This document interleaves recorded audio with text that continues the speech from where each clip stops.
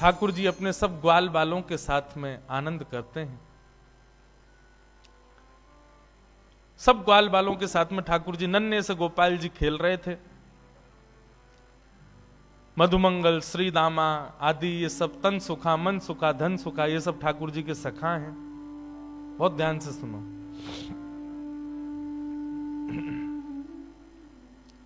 ये सब सखा हैं ठाकुर जी के। एक दिन ठाकुर जी सब ग्वाल बालों के संग खेल रहे थे। सो ठाकुर जी का सखा श्री दामा बीच खेल से ही जान लगो। ठाकुर जी बोले, अरे भैया कहां को जा रहे है? लाला मैं तो अपनी ससुराल जा रहा हूं। ठाकुर जी तुरंत पहुंच गए श्रीदामा के पास, हाथ पकड़ लियो। बोले, ससुराल जी कौन सा काम है भैया? ब्रजभाषा समझ में आ रही है? देखो भैया, आप सब लोग अधिकतर यहाँ अहीर समाज के लोग बैठे, आप सब लोग ब्रज से ही हो, आपके सब पूर्वज ब्रज के ही हैं। ब्रज भाषा तो समझ में आनी चाहिए, आपके द्वारिकाधीश की भाषा है। ठाकुर जी बोले, भैया ये श्रीदामा जे कौन सा गांव है? ससुराल। श्रीदामा बोलो, अरे बाबड़े ससुराल गांव ना होवे। बोले, तो फिर का होवे ससुराल? बोले, ससुराल होवे ब्याह एवे के बाद में एक नहीं दो घर है जाए। एक तो होवे अपनी मैया को घर, पिता को घर, और एक होवे पत्नी के मैया पिता को घर, वाकू के हैं ससुराल। ठाकुर जी बोले, तेरी बात मेरे पल्ले ना पड़ रही लाला। अरे ससुराल कहा होवे मुझको जल्दी बता। बोले, अरे ससुराल मतलब पत्नी को माई को। ठाकुर जी बोले, पत्नी जी पत्नी कौन होवे भैया? श्रीदामा समझा रो है, अरे लाला तू तो बड़ो भोरो है, नेक बड़ो है जाएगो तो तेरो ब्याह है जाएगो, तेरी पत्नी आ जाएगी। ठाकुर जी बोले, मेरी पत्नी आवेगी? बोले, हम बे। तो फिर मेरो ससुराल कहां है? श्रीदामा बोला, मो का पता तेरो ससुराल कहां है? जब ब्याह होगा तब पता चलेगी तेरो ससुराल कहां है। अब तो ठाकुर जी हट करने लगे, बोले, ना मेरो ससुराल बता, मेरो ससुराल कहां है? श्रीदामा बोलो, अरे अपनी मैया से जाके पूछ ले, तेरी मैया बता देगी तेरो ससुराल कहां है। ठाकुर जी खेलते कूदते आज घर आए। यशोदा मैया रसोई घर में प्रसाद सिद्ध कर रही है। ठाकुर जी आके गोद में बैठ गए, बोले, मैया मेरो ससुराल कहां है? अब तो जैसे ही मैया ने सुनी मेरो ससुराल कहां है, लाला बोल लो। मैया बोली, लाला ये कहां से सीख आयो? बोले, आज मैया मैं खेल रहे हो तो श्रीदामा अपनी ससुराल गए हो, तो वो बोलो मैं ससुराल जा रहा हूं, तब से मेरे मन में आ रही मेरो ससुराल कहां है। मैया बोली, ससुराल लाला जब ब्याह है जाएगा तब आएगा ससुराल। बोले, जय श्रीदामा कह रहा हो, मेरो ब्याह कब होएगा मैया? बोले, अरे अभी तू बड़ो तो है जा लाला, तू पे मोह दोनों आवे ना। मैं खवाऊं तो खावे, मैं चलाऊं तो चले, मैं उठाऊं तो उठे, मैं नवाऊं तो नावे। जब बालक बच्चे सब अपने आप अपने कामन को करन लगे तब उनको ब्याह कर दियो जाए, तब उनके काजे बहू आवे, तब ससुराल होवे। ठाकुर जी बोले, मैया मैं सब काम कर लूंगा अपने आप, तू मेरा ब्याह करा दे, और मेरे काजे बहू लिया। मैया बोली, नेक बड़ो तो है जा लाला, कहां ते लाऊं तेरे काजे बहू? ठाकुर जी बोले, या तो मेरे काजे बहू ला, नहीं तो श्रीदामा अपनी बहू ला रहा हो, बाकी बहू को मैं ले आऊंगा, वो बहू मेरी है जाएगी। मैया जोर से हंसी, बोले, लाला तेरी बात ऐसी ऐसी बात बनावे, बैठो बैठो। मैया बोली, करा दूंगी तेरो ब्याह, ज्यादा चिंता मत करे। अब तो ठाकुर जी रोने लगे, मैया मेरो अभी ब्याह करा, अभी ब्यावे जाऊंगा, मैं तो अभी ब्याह करूंगा। यशोदा मैया परेशान है गई, बोले, लाला चल करा दूंगी तेरो ब्याह, अब रोवे मत। बोले, कब करावेगी? तिथि बता मोकू, तिथि बता, दिन बता, समय बता, सब बता, तभी जाऊंगा यहां से। यशोदा मैया तो ऐसी परेशान भाई। ऐसे हमारे नन्हे से गोपाल जी बहू की और ससुराल की आस में बैठे। श्री दामा को ब्याह माधवी गोपी से भयो, माधवी सखी से भयो। माधवी आज श्री दामा माधवी को लेने के लिए ससुराल गए। ससुराल से जैसे ही माधवी आने लगी सो मैया ने पढ़ा दी माधवी और पढ़ा लिखा करके भेजी। बोले देख तू अपने ससुराल जा रही है, जमाई राजा लेवे आए, लेकिन ध्यान रखियो, याद रखियो, ससुराल में सबको सम्मान करियो, सबको आदर करियो, सबसे प्रेम से रहियो। मैया खूब सिखा पढ़ा के भेजी अपनी बहू को। लेकिन तेरे पति को एक सखा है, वाको नाम कृष्ण है, बस वहां से सावधान रहियो। क्यों मैया वहां से सावधान क्यों रहूं मैं?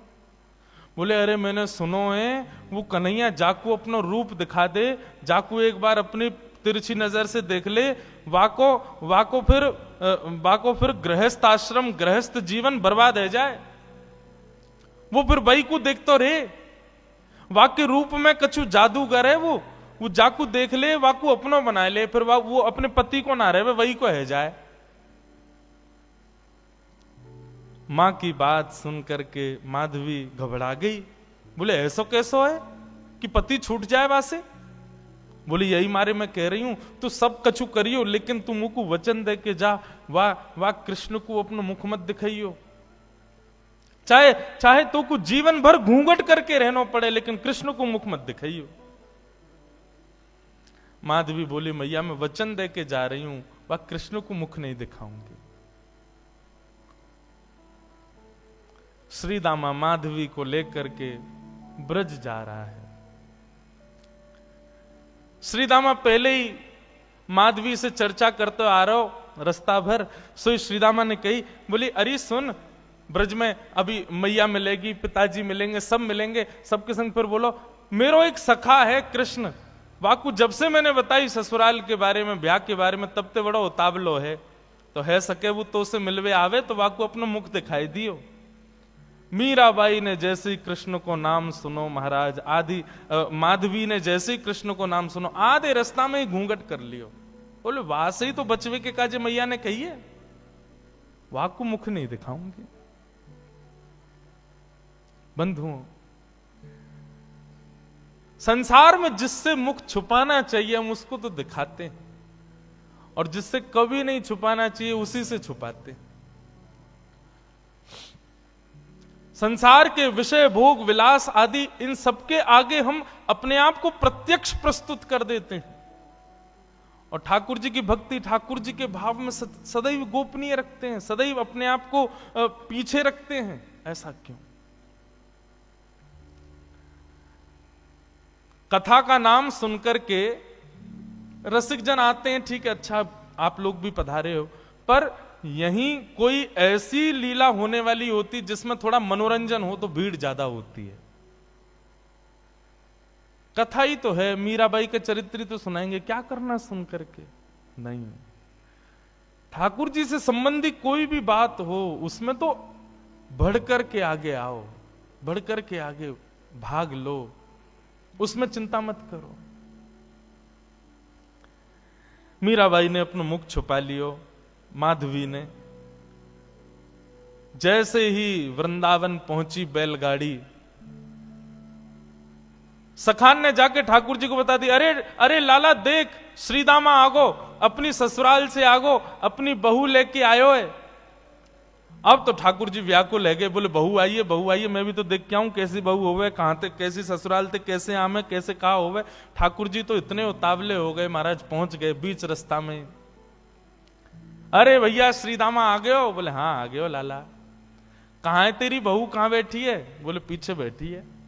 बोले अच्छा, मुंह को मुख दिखाई दे। बोले तू देवर है, वो तेरी भाभी है, भैया खुद ही देख ले। जैसे ही रथ रुका, माधवी भीतर से सुन रही थी कि कृष्ण आ गया है। माधवी ने घूंघट कर लियो, आसपास सौल आदि और पड़ी, वो भी ऊपर से डाल रही, मुख मोड़ करके बैठी है, कहीं से भी मुख दिख नहीं जाए, एक अंग भी मेरो दिख नहीं जाए, मेरो पातिव्रत धर्म नष्ट नहीं है जाए। मेरी मैया ने मुझसे कही कि जो वाकु देख ले या वाकी नेत्रन में आ जाए वो कभी जीवन भर अपने पति की ना रह पावे, वाकु मुख नहीं दिखाऊंगी। ठाकुर जी भीतर पहुंच गए, श्याम सुंदर बैठे हैं सामने, और माधवी से कह रहे हैं, अरे श्रीदामा की बहू नेक हमऊ तो दिखा तेरो मुख कैसो है। अरे नेक दिखाए दे। मेरी मैया ने तो, मैंने तो मैया से कही मैं श्रीदामा की बहू ले जाऊंगा, मैं तो तू को ले जावे वारो, लेकिन मैया ने मुझसे कही है कि वो मेरा ब्याह कराए देगी। मैं तो ब्याह कर लूंगा, मेरी वो बहू आ जाएगी, लेकिन एक बार देखूं तो सही बहू होवे कैसी है, नेक दिखाए दे। मीरा भाई तो और छुपावे, मुख नहीं दिखावे ठाकुर जी को। ठाकुर जी कभी पाम पकड़े सो इधर को है जाए, नेक ठाकुर जी बगल में आमे सो इधर को भाग जाए। खूब देर ठाकुर जी मनोहार करते रहे, लेकिन माधवी ने अपना मुख नहीं दिखाया। थोड़ी बहुत देर तो ठाकुर जी मनोहार करते रहे, जब माधवी ने मुख नहीं दिखाया सो ठाकुर जी बोले, देख तू मोसों अपनो मुख छुपाए रही है, तो है ना पतो मेरो मुख देखवे के काजे सब तरस हैं, सब तड़फ हैं। बड़े बड़े ऋषि महात्मा ज्ञानी हिमालय पर जाकर के तपस्या करें तब जाके मेरो मुख दिखे, और तेरे सामने प्रत्यक्ष बैठा हूं, हाथ जोड़ रहा हूं, पाम पर रहा हूं, तब वो अपना मुख नहीं दिखा रही है। जा तड़पेगी तू मुंह को देखवे के काजे, तरसेगी, व्याकुल रहेगी जीवन भर। माधवी ने मानो ऐसा इशारा किया कि मोह देखवे की जरूरत ना है, मोह तड़पवे की जरूरत ना है, चले जाओ यहां से। ठाकुर जी निकल के बाहर आए, बोले अरे श्रीदामा, मोह तो लगे तेरी बहू भेड़ी दिखे, बाकी आंख कमजोर, बाकी एक आंख ते काणी है। श्रीदामा बोलो नहीं तो। बोले तो नाक टेढ़ी है, बोले नहीं तो। बोले होठ कटे हुए हैं, बोले नहीं तो। बोले दिखाई ना रही, ऐसे मुंह छुपा रही है जैसे कितनी कुरूपणी है। कोई बात ना श्रीदामा, मेरी बहू आवेगी, मैं तो को नहीं दिखाऊंगा, ले जा अपनी बहू है। माधवी चली गई, अपने घर आ गई। लेकिन बंधुओं, गोविंद दामोदर स्तोत्र में कहते हैं ना, ग्रहे ग्रहे गोप वधू कदम्बा सर्वे मिलित्वा समवाप्य योग्यम् पुण्यानि नामानि पठन्ति नित्यम् गोविंद दामोदर माधवेति। ब्रज में तो और कुछ होता ही नहीं है, हर घर में केवल कृष्ण की चर्चा चलती रहती है। सुबह उठने से लेकर रात्रि सोने तक केवल कृष्ण कृष्ण कृष्ण। कृष्ण ने ऐसो कियो, कन्हैया ने ऐसो कियो, अरे आज तो नंद को लाला वहां घूम रहे हो, अरे आज तो नंद को लाला वहां डोल रहे हो, सब जगह यही चर्चा। अब माधवी सोचे इन पे और कोई बात ही नहीं है, अगल बगल की सब गोपियां, पूरे घर गृहस्थी की कोई बातचीत नहीं, बस पूरे दिन वो नंद को लाला ऐसो करे, नंद को छुरा ने आज तो ऐसो कियो, अरे आज तो माने ऐसो कियो, पूरे दिन वही की चर्चा। अब माधवी कहे किससे, अपनी सास से कहे, अगल बगल की गोपियों से कहे, बोले तुम लोगन पे और कोई बात ना है, कभी बैठ जाओ, कहीं चले जाओ, 24 घंटा या कृष्ण कृष्ण कृष्ण कृष्ण वही की चर्चा करते रहो। और भी तो कई बातें गृह गृहस्थी की कर लो भैया, ये 24 घंटा कन्हैया। एक गोपी बोली, अरे ये नई नई आई है का अभी ब्रज में? बोले हम बे अभी नहीं आई है। वो कितने दिन आए गए? बोले 3 दिन है गए। वो 3 दिन है गए, एरी गोपी, एरी माधवी, तेने कन्हैया देखो अभी तक, या कन्हैया की दृष्टि पड़ी तो पे? माधवी बोली, मैं नहीं दिखाऊंगी वाकू अपना मुख, मेरी मैया ने मनाई करके भेजो है कि वाकू मुख दिखावे से यही स्थिति है जाए जो तुम लोगन की, अपनी पति की चर्चा नहीं करो, वह नेक से कन्हैया की चर्चा कर रही हो, मैं तो ना दिखाऊंगी वाकू मुख। गोपियां सब बोली, यही मारे तेरे मुख से वाक्य काजे ऐसे दुर्वचन निकलने, अभी तेने वाको मुख देखो ना है, अभी तेने वाको रूप देखो ना है, यही मारे ऐसे बोल रही है। अरे जाद ना वो छवि दिख जाएगी ना, जाद ना वो मोहनी मूरत सांवनी सूरत तेरे चित्त में बस जाएगी ना माधवी, तू भी हमारी तरह वही की चर्चा करेगी। माधवी मन में सोचती भी है, ऐसा कहा है वाक्य रूप में जो और कोई चर्चा ना आवे चित्त में।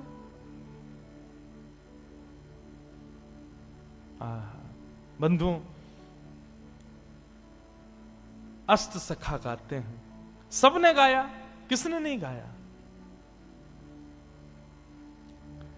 कैसो है ठाकुर जी को रूप, श्री कुंभनदास जी कहते हैं अपने एक पद में,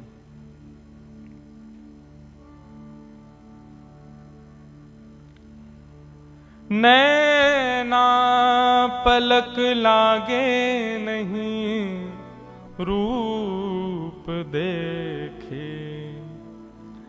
अरे माधवी, वह कन्हैया को रूप कैसो है? बोले नेत्रन से जब वो सामने दिखेगा ना, तो जैसे पलक मानो झपकनो अपने आप को भूल जाएंगी, ये पलक नीचे आनो भूल जाएंगे। आज हम संसार की कोई वस्तु देखें तो पलक ना जाने कितनी बार झपके, हमें खुद को पता ना चले। बोले श्याम सुंदर जब नेत्रन के सामने आएंगे तो पलक भी भूल जाएंगी कि हमको झपकनो है, ऐसा रूप है वाको। गोवर्धन के अंग अंग प्रति निरख नैन मन रहत नहीं।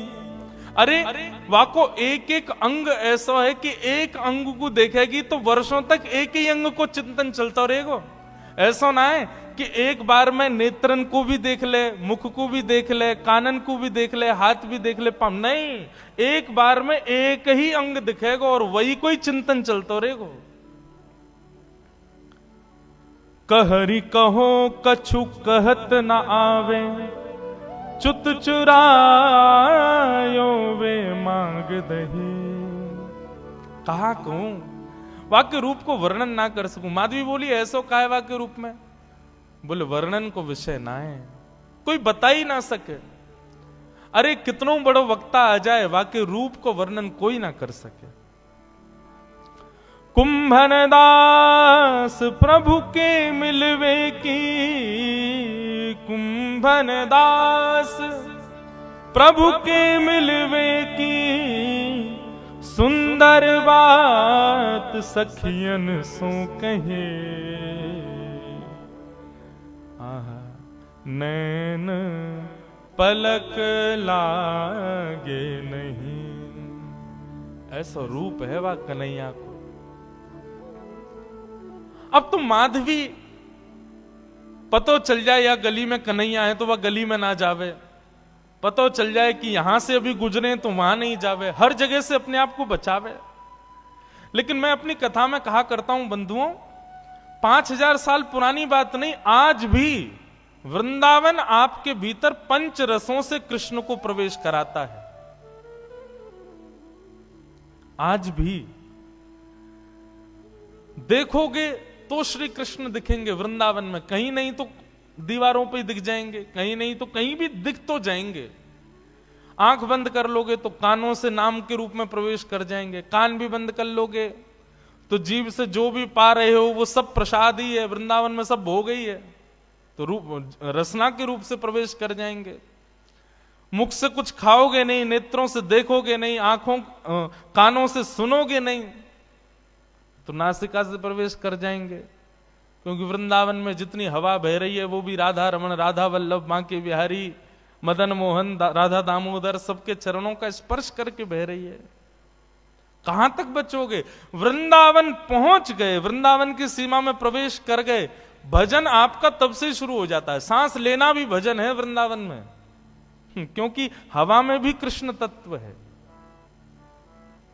माधवी कहां तक बचाए अपने आप को? मैया ने कही मुख मत दिखाइयो। अरे मुख तो मैं खूब छुपा रही हूं, लेकिन कानों से भी कृष्ण कृष्ण। जहां बैठ जाऊं कहीं भी ऐसी कोई जगह ही नहीं जहां कृष्ण की चर्चा नहीं होती। माधवी तो अब तो ये स्थिति हो गई कि रात में सपने में भी उसको ठाकुर जी के अनुभव होते हैं। मुख नहीं दिखता क्योंकि देखा तो कभी है नहीं, लेकिन इतना सुन लिया है कि उसको अनुभव हो गया है कि चरण ऐसे हैं, हाथ ऐसे हैं, चाल ऐसी है, मुस्काते हैं तो ऐसे, फिर उठ जाती है, मुख से पानी से मुख धोती है और फिर विचार करती है सोऊं भी तो कैसे, नींद में भी तो वही दिख रहा है, कहां तक बचूं मैं। माधवी की ये स्थिति। 24 घंटे चिंतन में श्री कृष्ण श्री कृष्ण श्री कृष्ण। एक दिन परेशान हो गई, रात्रि में सो गई, कानों में रुई लगा ले तो भी क्या, चिंतन में तो वही चल रहा है, कहां तक बचे।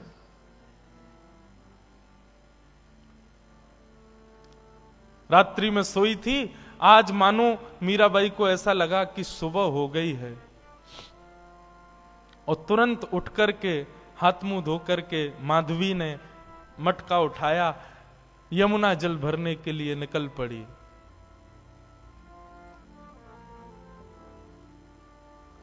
उसको लगा समय हो गया है यमुना जल भरने का। सब गोपियां साथ में जाती थीं यमुना जल भरने के लिए, लेकिन मीरा आज माधवी समय से पहले ही उठ करके चली गई। उसको लगा कि समय हो गया है, और पहुंच गई यमुना के तट पर। तट पर जाकर के देखा अभी तक कोई भी नहीं, अकेली में, बाकी सब कहां चली गई। हो सकता है मुझे विलंब हो गया हो, या मन में भाव आया मैं जल्दी आ गई हूं तो कोई बात नहीं, भर लेती हूं, अब आई गई हूं तो। अकेली है यमुना के तट पर माधवी। जैसे ही यमुना जल भरने लगी मटके में, रोज उठा के लेके जाती है खुद ही, लेकिन आज मटके में जल जैसे ही भरा, उठाया तो उठे ना, भार बढ़ गया है, भारी हो गया है। अब तो लगी है उसको उठाने में, कभी खूब प्रयास करती है, खींचती है, आसपास देखते है कोई आ जाए, कोई आके उठवा दे।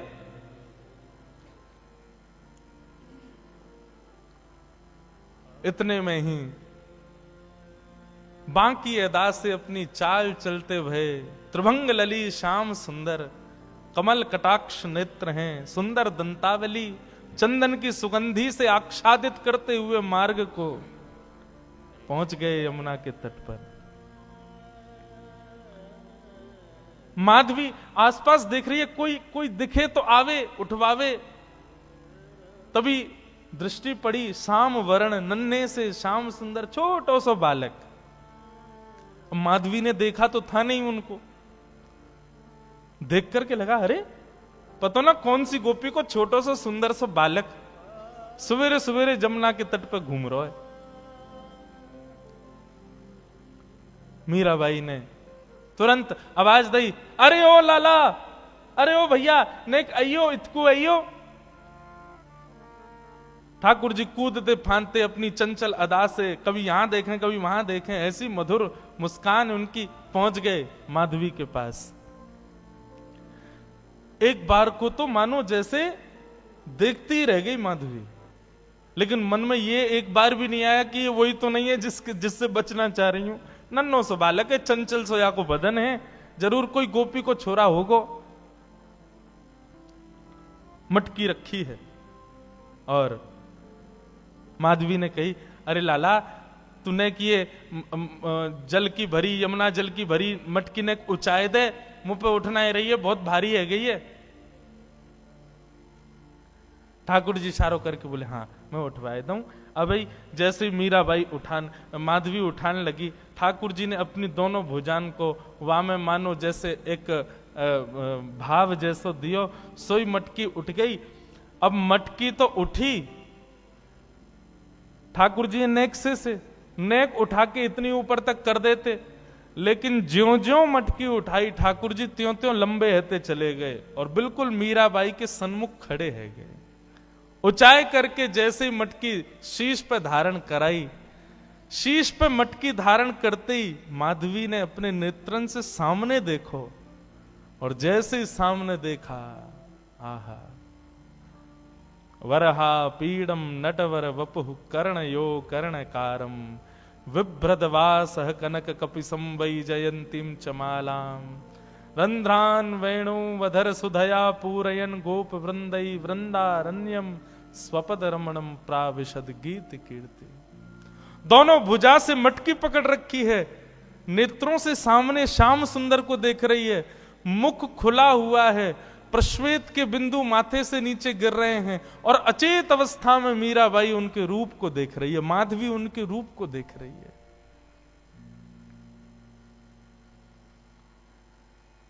ठाकुर जी के नेत्र ही तो खतरनाक हैं सबसे ज्यादा। एक बार दृष्टि पड़ जाए तो फिर कोई और के रह नहीं पाओगे। मेरे मन में बंधुओं आता है कि हम ठाकुर जी के दर्शन करके पुनः सहज इसलिए हो जाते हैं क्योंकि हमने उनको देखा, उन्होंने अभी हमको नहीं देखा। कभी ठाकुर जी ने यदि हमको देख लियो ना, तो एक बार उनके सामने जाके फिर सहज नहीं हो पाओगे, फिर अन्यत्र कहीं मन लग नहीं पाएगा। मीराबाई माधवी अचेत खड़ी है, ठाकुर जी से जितनो बचनो चारे ठाकुर जी ने उतने सबरे अपने बाण मार दिए, नेत्रन से कटाक्ष मार दी, मधुर मुस्कान कर दी, अपने रोम रोम को दर्शन कराई दियो महाराज। अब तो माधवी की स्थिति एक जड़वत कोई मूर्ति जैसे खड़ी रहती है, ऐसे खड़ी है। गोपियों ने एक ही दिन पहले ही बताया था कि वो दिख जाता है तो क्या होता है, वही हो गया। अब ठाकुर जी तो अपने सैन चला करके वहां से भाग गए। समय हुआ उन गोपियों के आगमन का जो यमुना जल रोज भरती थी। जैसे ही आई, आकर के देखा अचेत अवस्था में अभी भी ऐसे ही खड़ी है माधवी। सबने आकर के देखो, अरे ये तो हमारी माधवी है, अरे ऐसे कैसे खड़ी है भैया, अरे सांप सूंघ गए हो का है गो, ये तो ऐसे मूर्तिमंत है कि खड़ी है। कोई हाथ पकड़े, कोई पाम पकड़े, कोई मुख को खींचे, थोड़ी हिलावे, लेकिन बिल्कुल मूर्तिमंत। नेत्रों से केवल 2 अश्रुबिंद गिर रहे हैं, आंखें पलक झपक भी नहीं रही हैं, मानो केवल देह खड़ा हो। चित्त वृत्ति तो ले गया अपने साथ, खड़ी। एक गोपी बोली, अरे का है गो, कोई ने टोना कर दियो का, कोई ने मंत्र फूक दियो का। एक गोपी मंद मंद मुस्काए के बोली, बोले कहीं ऐसा तो ना है नंद जी को छोनाया ने देख लियो होए। अरे जो ज्यादा वासे बचवे को प्रयास करे वो वही कोई पकड़े। ये बहुत घूमती ना, वाकू नहीं देखूंगी, वाकू मुख नहीं दिखाऊंगी, वासे वाकू की तरफ नहीं करूंगी। मुझे लगे कहीं वही ने तो याकू अपनो दर्शन नहीं करा दियो।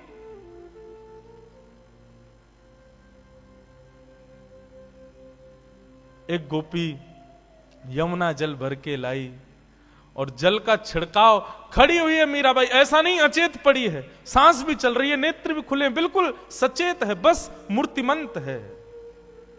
पानी का छिड़काव किया, मुख पर जैसे जल मारा, तब मानो जैसे रुकी हुई श्वास आई हो, और जल पड़ते ही मूर्छित होकर के गिर पड़ी माधवी। जल का छिड़काव किया, पैरों को मलना शुरू किया, हाथ दबाए, तब जाकर के चेतना आई, और चेतना आकर के उठते ही बोली, वो कहां है, वो कहां चला गया, उस सांवरो सो कटाक्ष नेत्र। अरे कोई गोपी को बालक आया हो, इतनो सुंदर, और बार बार बोलते बोलते मूर्छित हो जाए, फिर चेतना आवे, फिर मूर्छित हो जाए, फिर चेतना आवे, फिर मूर्छित हो जाए। सब गोपियां चिंतित नहीं, मुस्कुरा रही हैं। अब जैसे ही माधवी चेतना में आई, आते ही बोली, तुम सब मुस्कुरा रही हो, मेरी स्थिति तो देखो, मुझ को ज्वर चढ़ रहे हो है, मुझसे चलो ना जा रहे हो, मुझसे उठो ना जा रहे हो, मेरी स्थिति ऐसी क्यों हो रही हो, तुम सब मुस्कुरा रही हो। तब एक गोपी बोली, तेने कोई और को लाला ना देखो, तू जैसे बचवे को प्रयास कर रही ना, वही आयो तेरे पास, वही नंद नंदन, वही श्याम सुंदर, वही हमारी यशोदा जी को लाला, वही तेरे खसम को मित्र कृष्ण, वही आयो।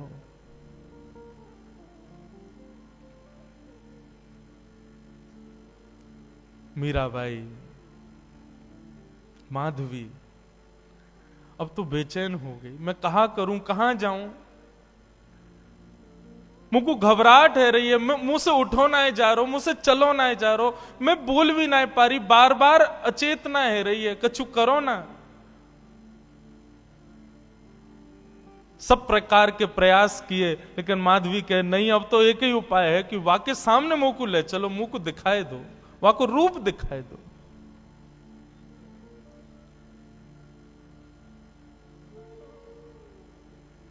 बंधुओं, कृष्णदास जी सही कहते हैं,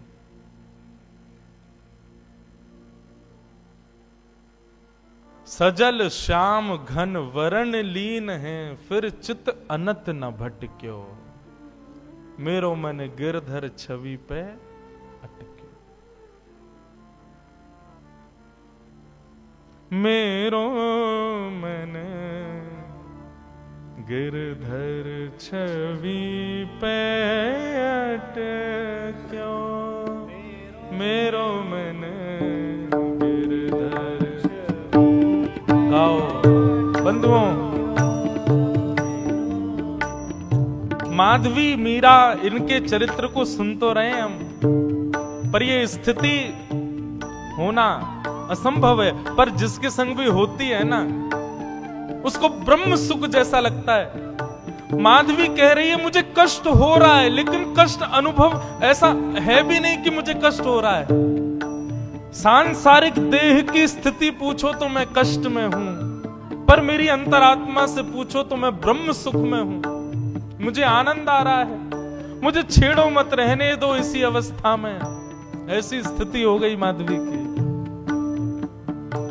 मेरो मन गिरधर छवि पे अटक्यो, मेरो मन गिरधर छवि पे।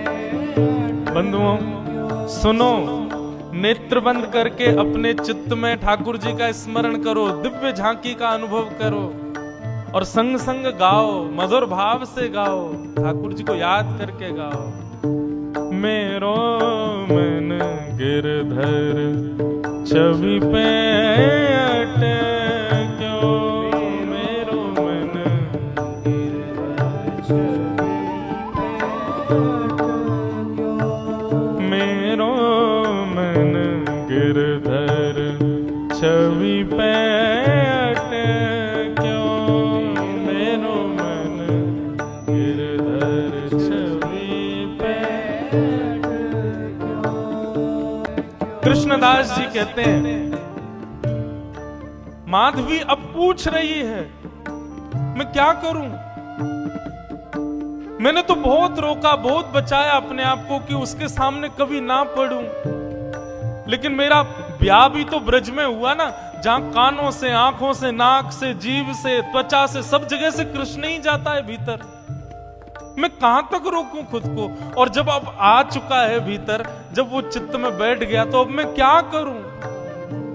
मेरे बस में नहीं अब कुछ भी। लगन लगी घनश्याम की जाए, लगन लगी। ये नारायण दास जी का पद है, नारायण दास जी का पद है, बहुत सुंदर पद है। वे कहते हैं, एक बार जिसको ठाकुर जी की लगन लग जाती है, लगन लगी घनश्याम की जाए, लगन लगी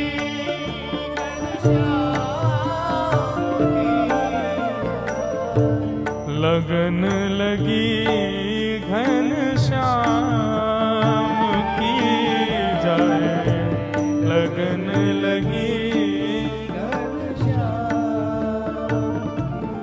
कृष्णदास जी कहते हैं, एक बार लगन यदि लग गई ठाकुर जी की, फिर संसार के नहीं रह पाओगे, तो फिर करें क्या।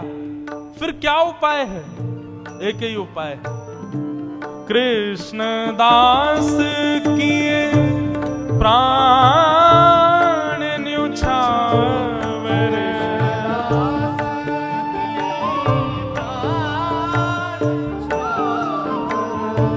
कृष्णदास किए प्राण न्युछावर,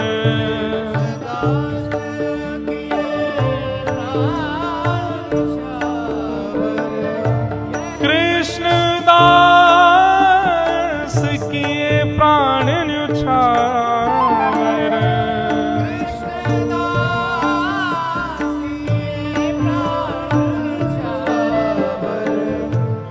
यह तन जग सिर पट क्यों, यह तन जग सिर पट क्यों, ओ गिरधर छवि पे अटक्यो मेरो मन गिरधर छवि पे अटक्यो मेरो मन गिरधर छवि पे अटक्यो मेरो गिरधर छवि पे अटक्यो छवि पे अटक्यो।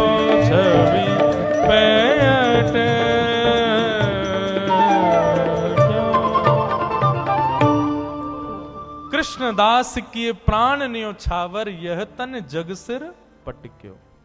इसका मतलब क्या है? मतलब प्राण त्याग दें अपने? नहीं। कृष्णदास की प्राण न्योछावर का मतलब जीवन न्योछावर। अब जीवन की हर स्थिति ठाकुर जी को अर्पित करो।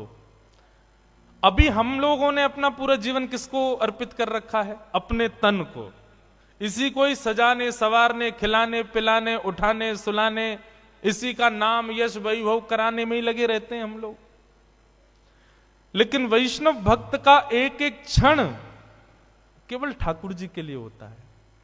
इसलिए मैं पहले ही टर्म्स एंड कंडीशंस बता दूं, या तो इस भक्ति के मार्ग के अनुगामी बनना मत, बनो तो इस बात को पहले ही समझ लेना कि संसार की फिर कोई क्रिया नहीं कर पाओगे। मीराबाई का चरित्र मनोमंथन के लिए सुनिएगा, मनोरंजन के लिए नहीं। कहीं मीराबाई का चरित्र हृदय में घर कर गया तो फिर संसार के नहीं रह पाओगे आप।